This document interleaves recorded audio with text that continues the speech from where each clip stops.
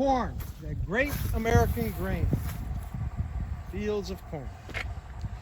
I'm going to tell you a couple things about corn that you might not know. Did you know that 1 acre of corn can pull 8 tons of carbon dioxide out of the air in a season? 8 tons. Did you know that 1 acre of corn with these beautiful broad leaves, look at that, beautiful, beautiful broad leaves. Look at that. Look at these broad leaves. Produces enough oxygen in a season for 131 people to breathe for a year. 1 acre of corn produces enough oxygen in a season for 131 people to breathe for a year. That means that 11.78 billion primates, large primates like humans, on the earth could breathe for a year from 90 million acres of corn that are grown in the United States. The United States grows 90 million plus or minus acres of corn, depending upon what is being used for what products. 90 million acres of corn are produced in the great Midwest per year. A powerful yet delicate balance, pumping oxygen into the air. Those 90 million acres of corn produce enough oxygen for 11.78 billion humans to breathe for a year. Well, you're saying, well, there's not 11.78 billion humans on the earth. No, but there are other primates, there are other animals, and they all breathe this extra oxygen. Let me tell you a little bit something about this corn. If it wasn't for the animals, the livestock and dairy cows, we wouldn't be growing 60% of this corn. 60% of it goes for feed corn. That's about 54 million acres is owing to feed corn. 2/3 of the oxygen produced by corn, I'm saying. 2/3 of the carbon dioxide scrubbed out of the air by corn is a result of feed corn. We have feed corn because we feed dairy cattle, we feed beef cattle. We are the corn producer of the world. In fact, we produce enough corn here not only to feed our cattle,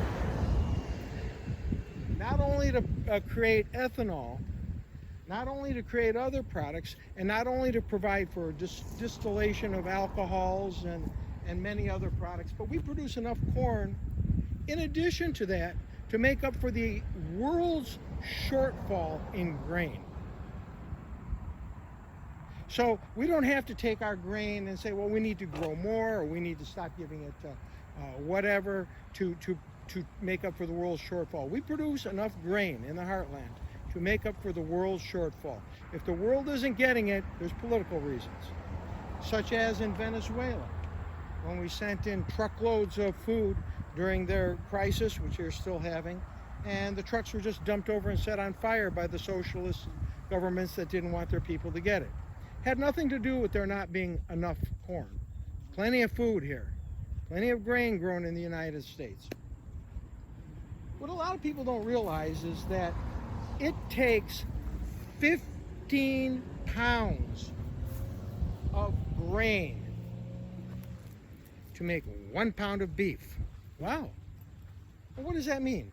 That means that if you decide you're going to buy a pound of veggie burgers and take them home and eat them, you haven't helped the farmer, the grain farmer, because if he had bought a pound of beef, the grain farmer would have sold 15 pounds of grain. It takes 15 pounds of grain to make 1 pound of beef. If you're eating 1 pound of grain, you've robbed him of selling 14 pounds of grain. Okay? But I will venture to say that there are not enough cow farts on the planet to get rid of the air purifying, air cleaning, and oxygen providing effects of just corn. We're not talking about soybeans or anything else. Well, let's say we just stop having dairy cows, stop eating beef. Are we going to help to clean the air? Well, what cleans methane out of the air? It's a process known as oxidation. And in order to have oxidation, you've got to have, you guessed it, oxygen. One of the biggest producers of oxygen on the planet are 90 million acres of corn.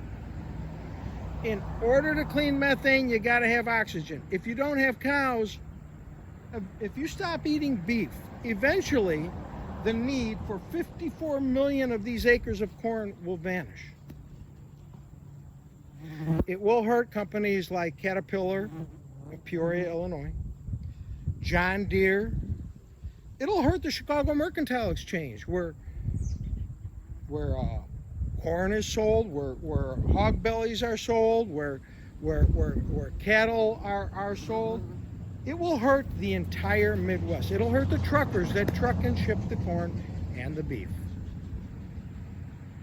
Not only is this a money thing, it will hurt the planet in terms of the oxygen that the planet gets from our corn. Those statistics I gave you, about 8 tons of carbon dioxide being scrubbed out of the air from 1 acre of corn, are USDA statistics. Those statistics I gave you, 1 acre of corn providing enough oxygen for 131 people to breathe for a year, those are USDA statistics. 131 people can breathe for 1 year from 1 acre of corn's oxygen. USDA statistics. So, I'm not saying that the desire to get rid of greenhouse gases isn't well-meaning. But the problem is so many well-meaning, well-intentioned ideas like the Green Deal are not well thought out. Let's say, for example, we stop eating beef here and stop growing 54 million acres of feed corn and stop pumping that oxygen into the air. So what happens to the world's quest for protein? Because human beings can't just eat grain. We'll become the cattle. Human beings have a quest for protein, as do most mammals. So the oceans will become overfished. And countries like Argentina, also very large producers of beef, will see a great opportunity. The United States is no longer being the world's beef producer. Argentina and other countries will soon fill in the gaps and become the world's largest beef producers. So will there be less cow farts going up into the oxygen? No. They'll just be farting from different places on the planet. They'll be farting from Argentina, or maybe Canada, or maybe Mexico, or maybe Brazil and Bolivia. But they will still be farting up into the air. And we will no longer have 54 million acres of feed corn cleansing the oxygen anymore, providing the oxygen for the oxygenation that cleans methane out of the air, providing the oxygen that people need to breathe in a year. We'll have destroyed that. Now think about something. When corn is used to make whiskey, goes in a still, and the still produces noxious gases. When corn is used to feed cattle, it produces noxious gases. If this same corn were to rot on a hillside, it produces noxious gases. If you decide not to eat beef, and we don't grow all this corn anymore, and we just let the ground go fallow, and switchgrass and other grasses and ragweed grow up, they too will die into the earth and produce noxious gases. methane, carbon dioxide, and other noxious gases. The production of the noxious gases is a part of the cycle of the herbage.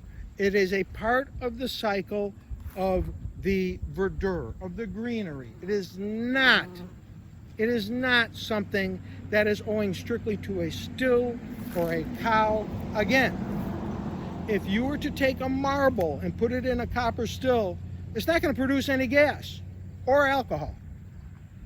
If you were to take a marble and put it in the cow's stomach, it's not going to produce any gases, nor is it going to nourish the cow.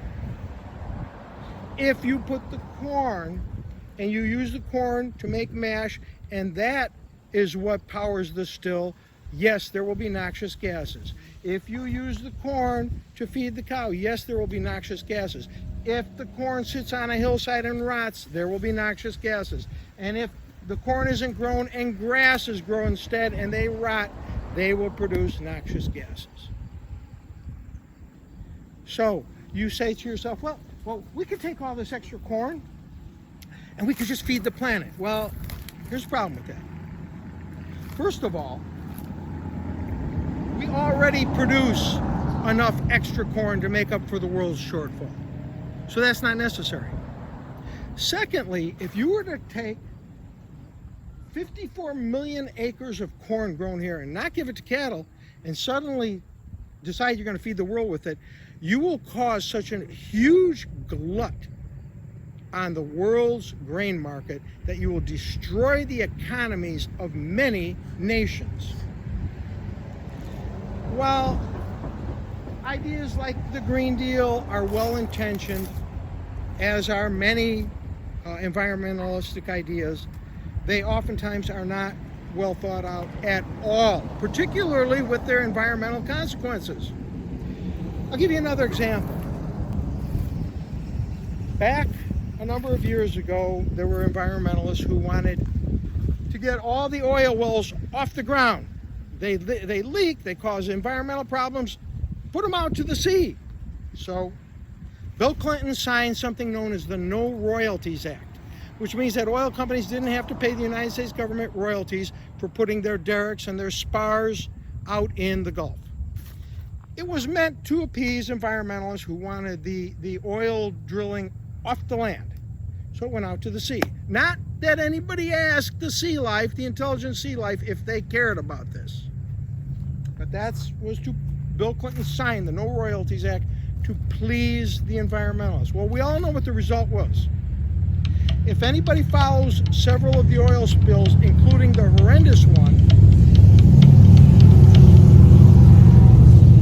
we all know what the result was. If anybody follows the oil spills, including that horrendous one with the deep seas horizon,